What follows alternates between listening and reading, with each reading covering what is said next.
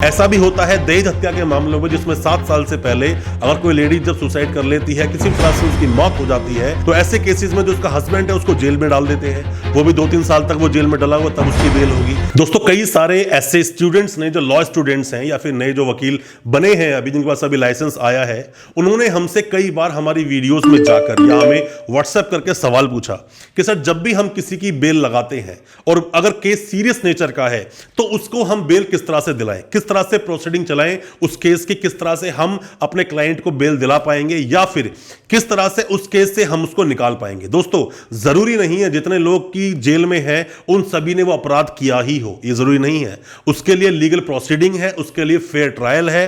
जो ट्रायल चलता है, ट्रायल के बाद ही निर्णय आता है, वो उस केस में कन्विक्ट किया जाएगा या उस केस से एक्यूटल किया जाएगा। वो डिपेंड करता है केस की पूरी प्रोसीडिंग्स के बाद, पूरी प्रोसीडिंग से होकर गुजरता है केस, तब डिसाइड होता है क्या करना है। बट आज के अपने इस वीडियो में मैं आपको बताऊंगा कि सीरियस केसेस में जहां आपको बेल लेनी है, उस केस में क्या गलती आप बिल्कुल ना करें, किस तरह से आप बेल ले पाएंगे। और आपका भी कोई अगर परिजन, दोस्त या कोई भी परिवार का सदस्य फंसा हुआ है ऐसे केस में, तो ये वीडियो आपके लिए भी बहुत महत्वपूर्ण है और सभी उन नए वकीलों के लिए और साथ में ही लॉ स्टूडेंट्स के लिए बहुत महत्वपूर्ण है, जहां वो जान पाएंगे प्रैक्टिकली इन केसेस को आप कैसे लड़ेंगे कोर्ट में। ज्यादा कुछ जानने के लिए दोस्तों बने रहिए हमारे इस वीडियो के साथ।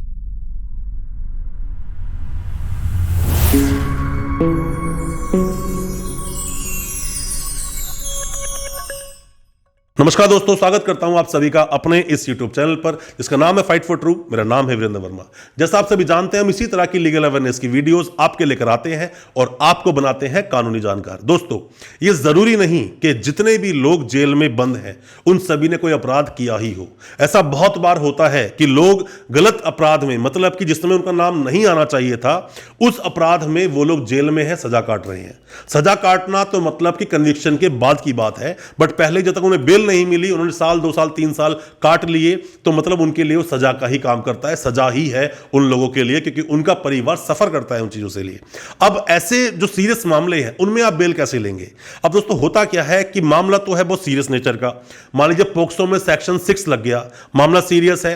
ईओडब्ल्यू में आपका नाम आ गया, जिस कंपनी में आप जॉब करते थे उस कंपनी के मालिक ने बहुत बड़ा कांड कर दिया, मतलब कि 200-500 करोड़ का उसने कुछ भी घोटाला कर दिया, वो तो भाग गया, नाम आपका आ गया, जेल में आप हो, जल्दी से आपकी बेल नहीं हो रही। ऐसा भी हो सकता है। कहीं पर कोई मर्डर हुआ जिसमें कि जिसने किया वो आपको जानता था, उसने कॉल किया, उस कॉल के लिंक से और आप वहां पहुंच गए तो आपको उठा लिया और जेल में डाल दिया, 1.5-2 साल लग गए आपको बेल लेने में। ऐसा भी हो सकता है। ऐसा भी होता है दहेज हत्या के मामलों में, जिसमें 7 साल से पहले अगर कोई लेडी जब सुसाइड कर लेती है, किसी तरह से उसकी मौत हो जाती है, तो ऐसे केसेस में जो उसका हस्बैंड है उसको जेल में डाल देते हैं। वो भी 2-3 साल तक वो जेल में डला हुआ, तब उसकी बेल होगी। ऐसे बहुत सारे मामले देखने को आपको मिलेंगे। या फिर फिरौती के अंदर, मतलब किया किसी और ने, नाम आ गया किसी और का।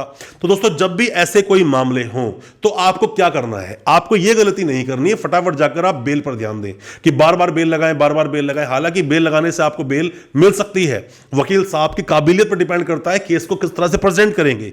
और साथ में ही कई बार ऐसा होता है सेशन कोर्ट से बेल नहीं भी मिली तो हाई कोर्ट से बेल मिल जाएगी। यह भी बिल्कुल आपके लिए बहुत इंपॉर्टेंट रोल प्ले कर सकता है। पर मैं आपको बता दूं कि कभी भी जब सीरियस नेचर के अपराध हों तो ऐसे मामलों में आप सबसे पहले ट्रायल पर ध्यान दें। ट्रायल पर ध्यान देंगे, जल्द से जल्द चार्जेस फ्रेम अगर आप करा देंगे, जल्द से जल्द आप उस केस की प्रोसीडिंग आगे ले आएंगे, एविडेंस पे ले आएंगे, क्रॉस करेंगे, तो मैं मानता हूं जो आपका क्लाइंट है उसकी बेल जल्दी हो सकती है।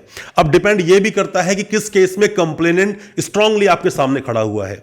अक्सर जो लॉ स्टूडेंट्स या नए वकील साहब जो अभी प्रैक्टिस में आए हैं वो कुछ गलतियां कर देते हैं। गलती क्यों कर देते हैं? क्योंकि अभी उतने केस उन्होंने लड़े नहीं हैं। और साथ में ही यह भी हो सकता है कि उन्होंने गलती ना की हो, उनकी तरफ से बिल्कुल ठीक था पर वो गलती हो गई, ऐसा हो सकता है। अब पर क्लाइंट को चाहिए रिलीफ। क्लाइंट सिर्फ एक ही बात चाहता है, रिलीफ मिलना चाहिए, उसकी बेल होनी चाहिए। क्लाइंट को पेशेंस नहीं होता है, वो हमेशा से आता है कि आज हमने पैसा दे दिया तो बेल होनी चाहिए। पैसा अगर किसी वकील साहब ने लिया है और कई बार वकील साहब गलत कमिटमेंट भी कर देते हैं, तो ये सभी क्लाइंट्स को भी पता होना चाहिए कि बेल में वक्त लग सकता है। बार बार आप वकील साहब पे प्रेशर बनाओगे, उससे बेल आपकी नहीं होने वाली। तो बेल तो होगी प्रोसीडिंग के अनुसार ही, और केस को कितने अच्छे से लड़ा जाएगा। तो आप में से सभी लोग जो भी कोई मेरी वीडियो को देख रहे हैं, चाहे आप क्लाइंट हो, मतलब कि चाहे तो आप आपके साथ में वो केस हुआ है, एक्यूज हो आप उस केस के अंदर, नए वकील साहब हो या फिर अभी आप लॉ स्टूडेंट हो, इन बात को आप समझिए। सीरियस नेचर के अपराधों में आपको ट्रायल पर विशेष रूप से ध्यान देना है और बेल लगानी है अच्छे एविडेंसेस के साथ में, पूरी तैयारी के साथ, ताकि कोई कमी ना रह जाए जब आप बेल लगाएं, क्योंकि बार बार सेम तरह के जो ग्राउंड्स हैं उन पर तो आप बेल लगा नहीं सकते, तो जब जाओगे तो ग्राउंड्स को आप बदल कर ही जाओगे। तो ऐसी गलती आप बिल्कुल ना करें। दोस्तों अच्छा लगा आज का हमारा ये वीडियो, तो हमारी इस वीडियो को ज्यादा से ज्यादा अपने दोस्तों, परिजन, परिवार में शेयर करें ताकि वो भी अपने आप को कानूनी जानकार बना सकें। और हमारे चैनल को सब्सक्राइब करना बिल्कुल ना भूलें, साथ में लगा बेल आइकन जरूर दबा दें ताकि इसी तरह की लीगल अवेयरनेस की वीडियोस आप तक पहुंच सके सबसे पहले। बहुत बहुत शुक्रिया दोस्तों, धन्यवाद हमारे इस वीडियो के साथ बने रहने के लिए।